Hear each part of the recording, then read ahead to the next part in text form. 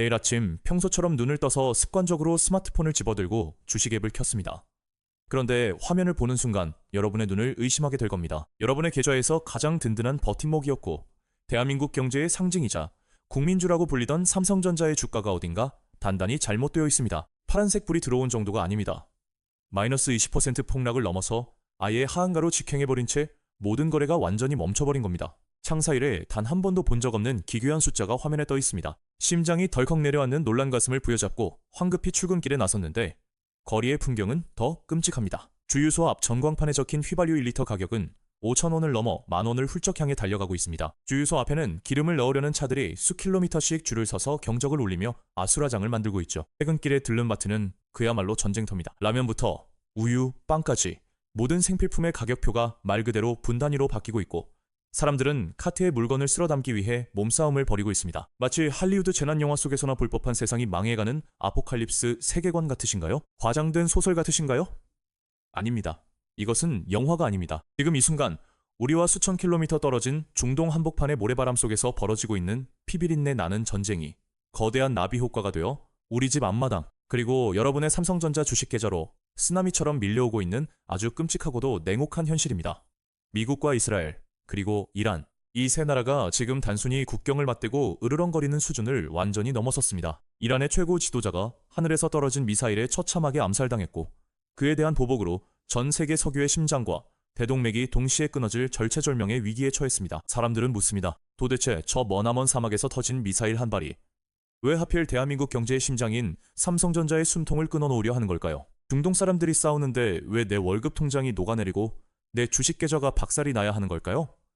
오늘 이 영상 무조건 끝까지 보셔야 합니다. 중간에 끄시면 여러분은 다가올 거대한 경제 쓰나미 앞에서 맨몸으로 서 있게 될 겁니다. 중동의 모래벌판에서 시작된 이 걷잡을 수 없는 불장난이 당장 다음 달 여러분의 통장 잔고를 어떻게 흔적도 없이 증발시켜버릴지 그리고 세계 최고를 자랑하며 굳건해 보이던 삼성전자 평택 캠퍼스의 거대한 반도체 공장 가동을 어떻게 단숨에 멈춰 세울 수 있는지 그 소름 돋는 연결고리를 아주 낱낱이 파헤쳐드리겠습니다. 자, 안전벨트 단단히 매시죠. 이제부터가 진짜 본 게임입니다. 사건의 발단은 작년, 그러니까 2025년 6월로 거슬러 올라갑니다.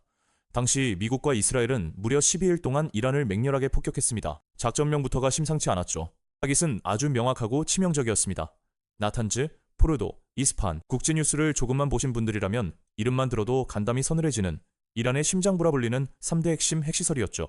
특히 포르도 핵시설은 산 밑 수십 미터 깊숙한 화강 안반 아래에 요새처럼 지어져 있었지만 미군과 이스라엘군이 자랑하는 스텔스기와 거대한 벙커버스터 폭탄들이 하늘을 새까맣게 뒤덮으며 이란의 산맥을 통째로 함몰시켜버렸습니다. 작전 직후 이스라엘 전역에서는 축포가 터지고 환호성이 쏟아졌습니다. 그들은 이란의 끈질긴 핵무기 개발 야망을 이번 폭격으로 완전히 박살냈다고 철석같이 믿었거든요. 이제 중동에는 이스라엘을 위협할 세력이 없다고 안도했습니다. 그런데 말입니다. 이들의 샴페인은 너무 일찍 터졌습니다. 불과 반년이 지난 2025년 12월 워싱턴 DC의 백악관으로 아주 다급하게 날아간 사람이 있습니다.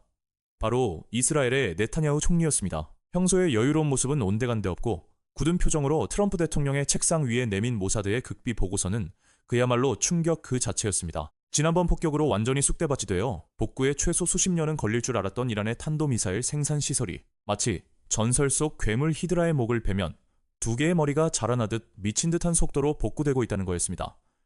더 소름 돋는 사실은 이것이었습니다. 미국의 최첨단 정찰 위성조차 뚫어볼 수 없는 지하 수십 미터 아래 거미줄처럼 얽힌 새로운 비밀 지하 도시에서 이스라엘 전역을 불바다로 만들 수 있는 신형 극초음속 미사일들이 문자 그대로 분 단위로 쉴 새 없이 찍혀나오고 있었던 거죠. 이라는 바보가 아니었습니다. 그들은 첫 번째 폭격의 데이터를 분석해 훨씬 더 깊고 훨씬 더 견고한 지하 벙커로 모든 군사시설을 이전해버린 겁니다. 네타냐후는 트럼프의 바짓가랑이를 붙잡고 애원하다시피 했습니다. 지금 당장 저 괴물의 숨통을 완전히 끊어놓지 않으면 이스라엘의 안보는 내일 당장 끝장난다고 미국이 나서서 한 번 더 융단 폭격을 가해달라고 말입니다. 그리고 바로 이 백악관의 밀실에서 전 세계 경제의 운명을 벼랑 끝으로 밀어넣을 역사에 남을 치명적인 결정이 내려집니다. 트럼프 대통령이 이스라엘의 선제 타격에 암묵적인 동의, 즉 치명적인 그린라이트를 켜준 겁니다. 하지만 여기서 우리가 아주 냉정하게 하나 짚고 넘어가야 할 흥미로운 이면의 심리가 있습니다. 과연 사업가 출신인 트럼프 대통령이 그저 동맹국 이스라엘의 눈물, 어린 호소만 듣고 계산 없이 움직인 걸까요? 절대 아닙니다. 정치판에 공짜는 없죠. 당시 미국 워싱턴 정가에서는 트럼프가 사우디아라비아의 실질적인 1인자 무함마드 빈 살만, 왕세자에게 완전히 말려들었다는 이야기가 파다하게 퍼져 있었습니다. 이게 무슨 말이냐고요? 겉으로는 글로벌 외교 무대에서 중동의 평화를 외치며 이스라엘과도 수교를 맺으려 하던 사우디아라비아가 사실 뒤로는 로키드 마틴이나 보잉 같은 미국의 거대 군산복합체와 로비스트들을 통해 끊임없이 트럼프 행정부를 부추기고 있었던 겁니다. 이슬람 순위파의 종주국인 사우디에게 시아파의 맹주인이라는 철천 지원수이자 영원한 앙숙입니다. 사우디는 미국의 압도적인 군사력을 빌려 이번 기회에 아예 이란을 지도상에서 영원히 지워버리기를 누구보다 강력하게 원했거든요. 결국 2016년 2월 28일 마침내 전 세계를 공포와 혼돈으로 몰아넣은 두 번째 전쟁의 막이 처참하게 오릅니다. 그런데 이번 작전에는 지난 6월의 단순한 시설 타격과는 차원이 다른 이스라엘과 미국의 상상을 초월하는 은밀하고도 파괴적인 목표가 하나 더 숨어 있었습니다. 바로 레짐 체인지. 이슬람 신정국가인 이란의 정권과 체제 자체를 완전히 뿌리 뽑아 붕괴시키겠다는 무시무시한 계획이었죠. 그리고 그 정권 교체를 단번에 아주 손쉽게 이뤄내기 위한 가장 확실하고 무식한 방법이 동원됩니다. 바로 이란 국민들에게 살아있는 신이자 국가의 모든 권력을 한 손에 쥐고 있는 절대 권력자 최고 지도자 알리 하메네이의 목숨을 물리적으로 끊어버리는 이른바 참수작전이 실행된 겁니다. 결과는 어땠을까요? 작전은 대성공이었습니다. 하메네이는 하늘에서 쏟아진 미사일에 끔찍하게 폭사했습니다. 이스라엘 수뇌부의 벙커에서는 샴페인이 터졌고 서로를 껴안으며 환호했습니다. 그들의 계산은 아주 단순했습니다. 체스의 킹, 즉 왕의 목을 뱄으니 이제 이란 군부는 구심점을 잃고 지휘 계통이 마비되어 모래성처럼 붕괴할 것이라고 굳게 믿었습니다. 게다가 미국의 강력한 경제 제재로 빵조차 사먹기 힘들었던 이란 국민들이 독재자의 죽음을 기회 삼아 일제히 거리로 쏟아져 나와 대규모 반정부 폭동을 일으킬 거라고 장담했습니다. 며칠 안에 이란 정권은 스스로 무너질 거라 계산했죠. 정말 그들의 계산대로 흘러갔을까요? 여기서부터 이스라엘과 미국의 최고급 엘리트들이 얼마나 현실을 모르는 멍청한 오판을 했는지 그 뼈아픈 결과가 적나라하게 드러납니다. 하메네이 암살은 이스라엘 스스로 자기 심장에 치명적인 독을 품은 칼을 꽂은 최악의 자살골이나 다름없었습니다. 도대체 왜냐고요? 하메네이의 비참한 죽음은 그를 억압적인 종교 독재자에서 단숨에 외세의 폭격에 맞서 조국을 지키다 산화한 불멸의 거룩한 순교자로 격상시켜버렸기 때문입니다. 원래 이란 내부에서도 하메네이와 율법학자들의 억압적인 통치에 대한 불만은 폭발 직전이었습니다. 히잡을 제대로 쓰지 않았다는 이유로 여성이 체포되어 죽고 청년들은 희망 없는 경제에 절망하고 있었죠. 하지만 상황이 180도 뒤집혔습니다. 하늘에서 미군과 이스라엘의 폭탄이 떨어지고 자신들의 국토가 유린당하는 순간 내부에 치열했던 불만과 분열은 외세라는 거대한 공동의 적 앞에서 순식간에 용광로처럼 뜨겁게 하나로 뭉쳐버렸습니다. 전날까지 정권을 타도하자고 시위하던 대학생 시민들이 다음날 피눈물을 흘리며 미국의 타도를 외치고 혁명수비대 자원입대주를 끝없이 서기 시작한 겁니다. 이스라엘이 이란 국민들의 애국심과 종교적 결속력이라는 가장 건드리지 말아야 할 영린을 제대로 건드려버린 셈이죠. 더 소름이 돋는 건 이란의 최정예 부대, 혁명수비대의 기계 같고 냉혹한 움직임입니다. 이스라엘은 최고 지도자 한 명만 죽으면 지휘부가 완전히 마비되어 오합지졸이 될 줄 알았죠. 어림도 없는 소리입니다. 이란 혁명수비대는 이런 최악의 상황, 즉 수뇌부가 참수당하는 상황을 수십 년 전부터 뼈를 깎으며 시뮬레이션해 왔습니다. 그들의 군사 시스템은 중앙집중식이 아니라 거미줄 같은 점조직으로 완벽하게 분권화되어 있었습니다. 중앙지휘소와의 통신이 완전히 두절되더라도 각 지역의 야전사령관들이 독자적으로 상황을 판단하고 산속 깊숙이 숨겨둔 미사일 발사 버튼을 누를 수 있는 독립적인 킬체인 시스템을 구축해둔 겁니다. 지휘부의 뇌가 날아갔는데도 이란군의 팔다리는 오히려 더 정교하고 더 무자비하게 보복 미사일들을 이스라엘 본토를 향해 미친듯이 쏟아내기 시작했습니다. 이게 끝이 아닙니다. 이스라엘과 미국이 정권 교체를 꿈꾸며 완전히 간과한 이란 체제 내의 가장 거대하고 무서운 괴물이 본격적으로 움직이기 시작했습니다. 바로 최대 300만 명에 달하는 것으로 추정되는 바시지 민병대입니다. 이들은 정규군이 아닙니다. 평상시에는 군복조차 입지 않습니다. 아침에는 빵을 굽고 낮에는 시장에서 물건을 팔고 학교에서 아이들을 가르치는 지극히 평범한 이란의 서민들이자 이웃들입니다. 하지만 외부의 적이 자신들의 이슬람 체제를 위협하는 순간 장롱 속에 숨겨뒀던 AK-47 소총을 들고 거리로 쏟아져 나오는 결사대, 아니 광신도에 가까운 집단입니다. 여러분 상상이 가시나요? 무장한 300만 명의 결사대가 골목마다 진을 치고 버티는 거대한 나라를 하늘에서 비행기로 스마트 폭탄 몇 발 떨어뜨린다고 항복시킬 수 있을까요? 절대 불가능합니다. 이들을 완전히 제압하려면 미군의 대규모 지상군 수십만 명의 보병이 직접 이란 영토로 쳐들어가서 골목길 하나하나를 피로 물들이며 점령하는 시가전을 벌이는 수밖에 없습니다. 과거 베트남전이나 이라크전과는 비교도 안 되는 엄청난 미군의 사상자가 발생하겠죠. 하지만 트럼프 대통령은 이 끔찍한 여론 악화를 감당할 수 없기에 지상군 파병만큼은 절대 안 된다고 붉은 선을 이미 그어버린 상태였죠. 지상군 없는 정권 교체는 허상입니다. 결국 미국과 이스라엘은 스스로 파놓은 깊고 어두운 늪에 허리까지 빠져버린 겁니다. 그리고 바로 이 지점에서 벼랑 끝에 몰린 이란이 드디어 수십 년간 숨겨둔 치명적인 동리를 전 세계를 향해 훤히 드러냅니다. 이란의 반격은 단순히 이스라엘 본토에 미사일 몇 발 쏘는 유치한 수준에 머물지 않았습니다. 그들은 판을 아예 엎어버리기로 작정했습니다. 이란의 진짜 타깃은 이스라엘이 아니었습니다. 미국과 서방 세계, 그리고 자신들을 배신한 아랍 국가들의 가장 아픈 곳, 바로 경제의 심장부를 정확하게 노렸습니다. 상황실의 레이더망을 뚫고 날아간 이란의 극초음속 미사일과 자폭 드론대가 향한 곳은 어디였을까요? 바로 사우디아라비아 경제의 전부라 할 수 있는 아람코의 초대형 석유 정제 시설, 전 세계 가스 공급의 목줄을 쥐고 있는 카타르의 거대한 액화 천연가스 수출 배관, 그리고 돈이 썩어난다는 아랍에미리트와 쿠웨이트의 최첨단 해상 유전들이었습니다. 중동의 불을 상징하는 모래 위의 황금탑들이 동시다발적으로 이란의 미사일을 맞고 시뻘건 화염과 검은 매연에 휩싸여 연쇄 폭발하기 시작했습니다. 하늘은 밤낮을 가리지 않고 붉게 타올랐습니다. 이란이 전 세계를 향해 던진 메시지는 명확하고도 섬뜩했습니다. 너희들이 폭탄으로 우리의 숨통을 끊어 우리를 지옥으로 보낸다면 우리만 혼자 억울하게 죽지 않겠다. 전 세계의 경제를 마비시켜 너희들도 다 같이 지옥으로 끌고 들어가겠다. 이른바 논개 작전이자 동기어진이었습니다. 하지만 이것조차 예고편에 불과했습니다. 이란은 여기서 멈추지 않고 전 세계 에너지 물류의 대동맥이자 심장부인 페르시아만의 입구, 호르무즈 해협을 완전히 봉쇄해버리는 극단적인 카드를 꺼내듭니다. 이 해협은 가장 좁은 곳의 폭이 불과 39km밖에 되지 않는 병목 구간입니다. 이란 혁명수비대 사령관은 전 세계 언론이 지켜보는 가운데 단호하게 선언했습니다. 오늘 이 시간부로 단 한 척의 유조선도 살아서 이 해협을 빠져나가지 못할 것이다. 우리는 아예 바다 자체를 불태워버리겠다. 그들의 선언은 빈말이 아니었습니다. 수백 척의 무장 쾌속정이 해협에 쫙 깔렸고 수천 개의 해적일회가 바다 밑에 뿌려졌으며 해안가 동굴에는 촘촘하게 배치된 지대함 미사일이 언제든 불을 뿜을 준비를 마쳤습니다. 전 세계로 뻗어나가는 원유의 30%가 다니는 바닷길이 완벽하게 차단된 겁니다. 자, 이제 집중하십시오. 여기서부터가 오늘 이야기의 핵심이자 진짜 소름 돋는 연결고리입니다. 도대체 저 먼 중동의 사막에서 석유시설이 좀 불타고 바닷길이 막힌 것이 왜 당장 내일 여러분의 피 같은 주식 계좌를 박살내고 대한민국 최고의 기업 삼성전자의 숨통을 끊어놓는 사형 선고가 되는 걸까요?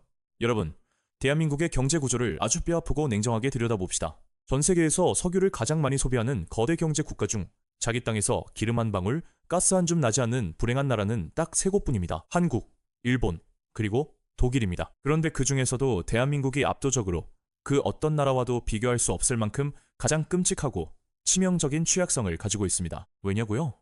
일본이나 독일은 내수 시장이라도 크지만 우리는 석유와 가스를 드럼통째 수입해와서 공장을 돌리고 물건을 만들어 해외에 수출해야만 5천만 국민이 밥을 먹고 사는 극단적인 수출 주도형 제조업 국가이기 때문입니다.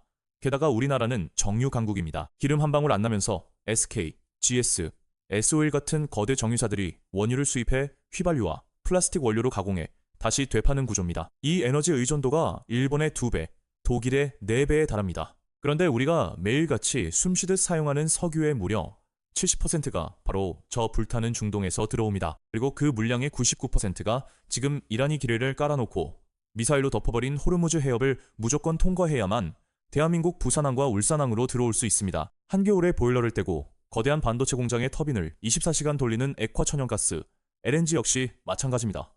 우리 에너지의 탯줄이 완벽하게 잘려나간 겁니다.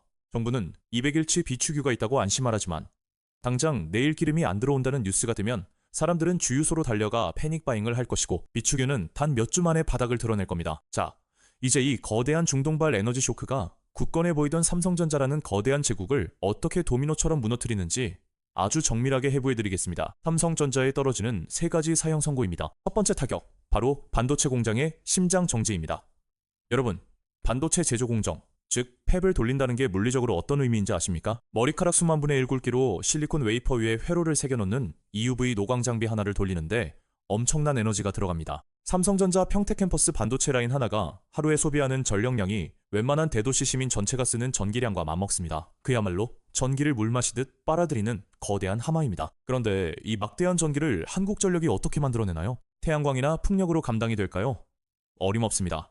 결국 상당수를 중동에서 수입해온 석유와 LNG 가스를 화력발전소에서 엄청나게 태워서 발전기를 돌려 만듭니다. 호르무즈 해협이 막혀 원유와 LNG 선박이 한국에 들어오지 못하면 어떻게 될까요?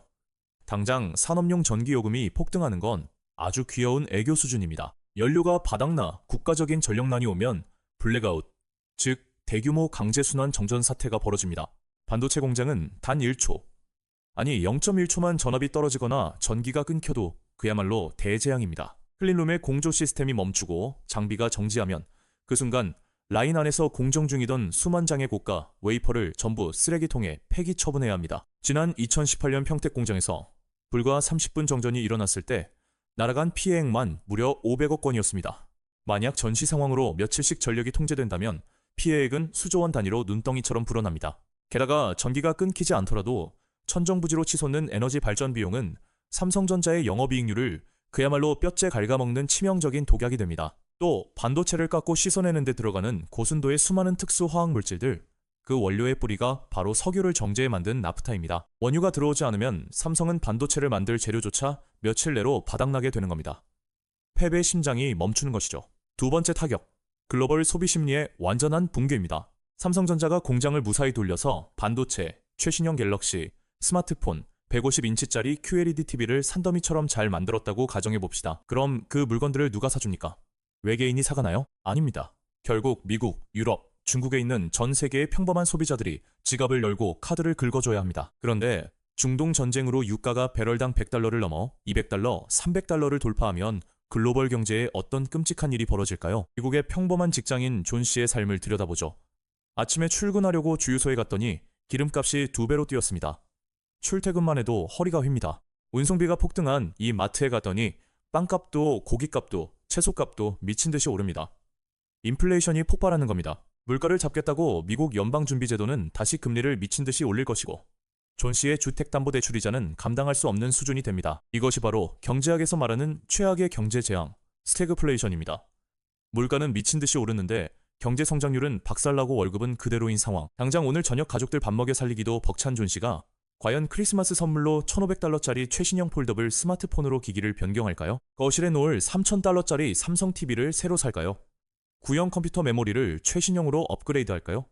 절대 안 삽니다. 기술 소비재는 인간의 생존에 필수적인 물건이 아니기 때문에 경제 위기가 닥치면 사람들이 가장 먼저 지출을 삭감하는 1순위 품목입니다. 전 세계의 IT 기기 소비가 순식간에 꽁꽁 얼어붙고 삼성전자와 전 세계 대리점의 창고에는 팔리지 않은 악성 재고가 산더미처럼 쌓이게 됩니다. 물건은 안 팔리는데 전기값 탓에 만드는 비용은 폭등하니 기업의 실적은 말 그대로 나락으로 곤두박질치고 적자전환이라는 공시가 뜨게 되는 거죠. 세 번째이자 가장 직접적인 타격, 외국인 투자자들의 대규모 뱅크런 현상입니다. 여러분, 대한민국 주식시장에서 흔히 삼성전자를 가리켜 부르는 별명이 뭔지 아십니까? 바로 외국인들의 거대한 현금 인출기, ATM입니다. 한국 증시에서 차지하는 덩치가 가장 크고 거래량이 풍부해서 펀드 매니저들이 원할 때 언제든 주식을 던져서 즉시 현금 인출기처럼 달러로 바꿀 수 있기 때문이죠.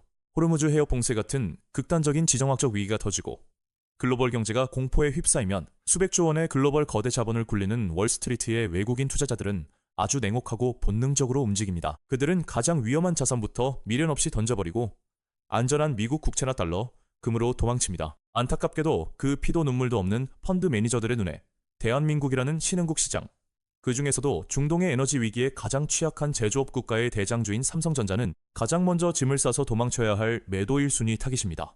매일같이 수백, 수천만 주의 삼성전자 주식이 시장에 폭탄처럼 쏟아져 나옵니다. 아무리 한국의 개미 투자자들이 계좌에 있는 돈 없는 돈 다 끌어모아 동학개미 운동을 벌이며 받아내려 해도 글로벌 거대 자본이 작정하고 던지는 쓰나미를 막아낼 재간은 없습니다. 삼성전자 주가가 폭락하면 코스피 지수 전체의 시가총액이 쪼그라들고 지수가 무너져 내립니다. 이는 곧 대한민국 주식시장 전체의 연쇄적인 붕괴를 의미합니다. 주가가 빠지니 환율은 1달러에 500권, 600권을 뚫고 하늘 높은 줄 모르고 치솟습니다. 원화 가치가 휴지 조각이 되는 제2의 IMF 사태가 도래하는 겁니다. 평생을 바쳐 모아둔 여러분의 퇴직연금, 펀드, 주식 계좌가 단 며칠 만에 반토막, 아니 3분의 1 토막이 나는 끔찍한 악몽이 바로 내일 아침에 현실이 되는 겁니다. 자, 어떻습니까? 여기까지 들으시니 저 머나먼 중동 모래벌판의 전쟁이 더 이상 뉴스에서나 나오는 남의 나라 이야기가 아니라는 걸 뼈저리게 느끼셨습니까? 이란이 하늘로 쏘아올린 미사일 한 발은 결국 거대한 파도가 되어 호르무즈 해협을 건너고 텅 빈 부산항을 거쳐 삼성전자 평택 캠퍼스의 숨통을 거칠게 조이고 최종적으로 여러분의 스마트폰 주식창을 새파랗게 물들이는 사형 선고가 되어 날아오고 있는 겁니다. 세계화된 경제라는 거미줄 속에서 우리는 이토록 위태롭게 매달려 있습니다. 지금 당장이라도 오만이나 유럽연합 같은 제3국이 필사적인 중재에 나서 극적인 타협과 휴전이 이루어지지 않는다면 우리는 단 한 번도 경험해보지 못한 경제 대공황을 맞이하게 될 것입니다. 1970년대에 있었던 두 차례의 오일 쇼크 따위는 그저 가벼운 감기로 만들어버릴 최악의 경제 빙하기를 우리 온몸으로 맞이하게 될 것입니다. 머나먼 사막의 총선과 포연이 보이지 않는 질긴 밧줄이 되어 대한민국 경제에 멱살을 쥐고 마구 흔드는 지금, 우리는 그저 운에 기대지 말고 두 눈을 똑바로 부릅뜨고 이 사태의 끝이 어디로 향하는지 지켜봐야만 합니다. 개인 투자자로서 계좌의 리스크를 관리하고 최악의 시나리오를 대비해야 할 때입니다. 여러분의 생각은 어떠신가요? 벼랑 끝으로 맹렬하게 달려가는 이 멈출 수 없는 폭주 기관차의 브레이크를 잡아줄 구원자는 과연 나타날까요? 아니면 대한민국을 이끌어온 굳건했던 삼성전자는 이대로 거대한 중동의 모래폭풍에 휩쓸려 허무하게 무릎을 꿇고 마는 걸까요? 이상 복잡하고 어지러운 세상의 이면을 가장 날카롭게 꿰뚫어보는 지식 스토리텔러 박스오피스 경제였습니다. 오늘 이 영상이 여러분이 세상을 바라보는 시야를 한 뼘 더 넓히고 다가올 경제 위기를 대비하는데 조금이라도 도움이 되셨다면 지금 바로 구독과 좋아요 그리고 알람 설정까지 꼭 부탁드립니다. 여러분의 작은 클릭 하나가 더 좋은 콘텐츠를 만드는 가장 강력한 에너지가 됩니다. 다음 시간에도 여러분의 뇌를 번쩍 깨울 소름 돋고 흥미진진한 지식의 이면을 낱낱이 파헤쳐서 돌아오겠습니다. 긴 시간 끝까지 시청해주셔서 진심으로 감사합니다.